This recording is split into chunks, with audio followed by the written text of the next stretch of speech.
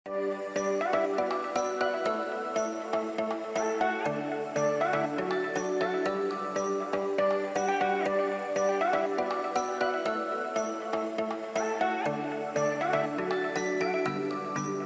জনতা party 10খনত নিৰ্বাচিত হ'ব, এয়া জিকিব আৰু এখন আসনত আমাৰ এজিপি সোনাই সমষ্টিৰ পৰা নিৰ্বাচিত হ'ব। আমি 91ত বিজেপি বৰাক উপত্যকাতে আমি 15ৰ ভিতৰত 9খন আসন পাইছিলোঁ। এতিয়া আমি সেই ৰেকৰ্ডটো এইবছৰ আমি ভাঙিবলৈ গৈ আছোঁ।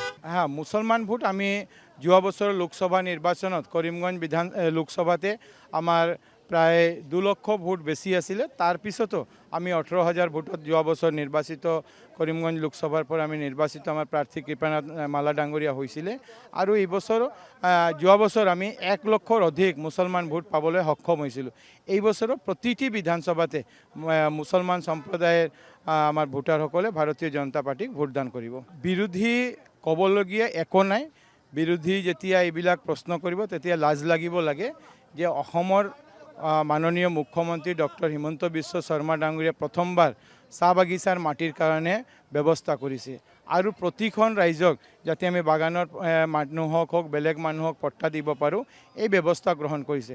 আমাৰ চৰকাৰ যোৱা 10 বছৰৰ পৰা বহু মানুহক পট্টা দিয়াৰ কাম আৰম্ভ কৰিছে, কিন্তু কংগ্ৰেছৰ চৰকাৰে এনে সমস্যা সৃষ্টি কৰি ৰাখিছে যাৰ কাৰণে আমাৰ দিবৰ কাৰণে বহুত দেৰি হৈছে। আজি বাগানৰ মানুহৰ কাৰণে আমি পট্টা দিবলৈ গৈ আছোঁ। বাহিৰৰ পৰা বাগানৰ বাহিৰৰ যি মানুহবিলাক আছে তেওঁলোককো জমিৰ পাট্টা দিয়াৰ কাৰণে আমি ব্যৱস্থা গ্ৰহণ কৰি আছোঁ। কংগ্ৰেছে যিমান প্ৰতিশ্ৰুতি দিছিলে কোনো প্ৰতিশ্ৰুতি পালন কৰা নাই। সেইকাৰণে ৰাইজে আজিৰ দিনত কংগ্ৰেছৰ প্ৰতি কোনো আশা ভৰসা বিশ্বাস নাই। আশা ভৰসা বিশ্বাস প্ৰত্যাশা ডক্টৰ হিমন্ত বিশ্ব শৰ্মা ডাঙৰীয়াৰ প্ৰতি আছে, মোদী ডাঙৰীয়াৰ প্ৰতি আছে, বিজেপিৰ প্ৰতি আছে। ৰাইজে যি ভাল পায় আমি সেই কাম কৰি আছোঁ। ৰাইজে ইয়াতে ডেভেলপমেণ্ট বিচাৰে। বিজেপিৰ কোনো মানুহে বিজেপিৰ কোনো নেতা হিন্দু মুছলমানৰ ৰাজনীতি কৰা নাই। তৃণমূল ইয়াত ক'ত আছে? সুস্মিতা দেৱৰ ইয়াতে কোনো স্থান নাই। অসমত কি একো নাই। তেওঁ ত্ৰিপুৰাত পশ্চিমবংগত গৈ তাৰ পৰা সাংসদ হৈছে। মমতা দিদিৰ দয়াত তেওঁ আছে, সেইকাৰণে তেওঁক এইবিলাক ক'ব লাগিব। কিন্তু অসমত আজিৰ দিনত বৰাক ভেলীত না তৃণমূলৰ কোনো ইয়াত ভেটি আছে না সুস্মিতা দেৱৰ কোনো ভেটি আছে। ইয়াত বিজেপি একতৰফাভাৱে ক্লিন সুইপ যিটো কয় এই ক্লিন সুইপ কৰিবলৈ বৰাক ভেলীত গৈ আছে। এনেকুৱা নহয়।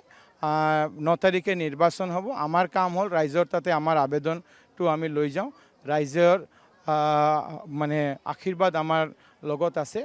মোৰ কাৰণে ভাল এইটোৱে যে লক্ষীপুৰত 1,78,000 ভোটাৰ আছে। তাৰ পৰা কোনো ৰাইজে নমিনেশ্যন মোক বেলেগকৈ আৰু মোৰ বাদে আৰু কোনোবাই দিয়া নাই। 1,78,000 ভোটাৰৰ মাজত মই অকলে নমিনেশ্যন দিছোঁ। কংগ্ৰেছে হায়াৰ কৰি এজনক বেলেগ সমষ্টিৰ পৰা লৈ গৈ তাতে প্ৰাৰ্থী কৰিছে, কিন্তু সেই প্ৰাৰ্থীজনৰ জামানত বাজেয়াপ্ত হ'ব। এইবিলাকৰ কোনো প্ৰভাৱ নাই। মই আপোনাক আজিৰ দিনত ক'ব পাৰোঁ যে বৰখলাত কমেও আমাৰ ডিফাৰেঞ্চ যিটো হ'ব 40,000ৰ ডিফাৰেঞ্চ হ'ব। আমাৰ প্ৰাৰ্থী ইয়াৰ পৰা নিৰ্বাচিত হ'ব।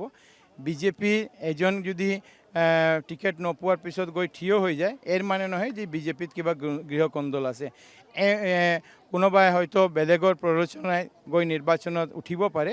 সেইবিলাকৰ লগত বিজেপিৰ কোনো কাৰ্যকৰ্তা নাই। ৰাইজটো কেতিয়াও নাই। ৰাইজ মই আকৌ আপোনাক ক'ব বিচাৰোঁ মোদী ডাঙৰীয়াৰ লগত আছে, ডক্টৰ হিমন্ত বিশ্ব শৰ্মা ডাঙৰীয়াৰ লগত আছে, বিজেপিৰ লগত আছে।